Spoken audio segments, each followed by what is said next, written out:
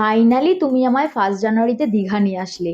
আমি তো রেডি হয়ে নিয়েছি, চলো একটু জগন্নাথ মন্দিরে ঘুরে আসি। হ্যাঁ, সে তো মাকে জিজ্ঞাসা করেই নিয়ে এলাম। এখন আবার জগন্নাথ মন্দিরে নিয়ে যেতে হবে? দাঁড়াও, আমি একটু মাকে জিজ্ঞাসা করে নিই।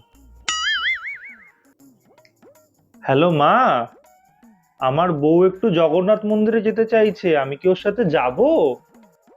ও, যাব? ঠিক আছে, এই বলছি যাব যাব, মা বলেছে যেতে। চলো একটা সেলফি তুলে নি। ঠিক আছে, এই তো। এই কি, তুমি এই গরমের মধ্যে রোদ্দুরের মধ্যে সোয়েটার পরেছো কেন? এটা খোলো। না না, মা বলেছে সোয়েটার পরে যেতে, নাহলে ঠান্ডা লেগে যাবে, আমি সোয়েটার পরেই যাব। কি গো শুনছো? দেখো না কি সুন্দর সমুদ্রের ঢেউ আসছে, চলো না একটু পা ডুবিয়ে আসি। না না, তুমি জানো না মা বারণ করেছে, সমুদ্র জলে পা ডোবালে আমার ঠান্ডা লেগে যাবে।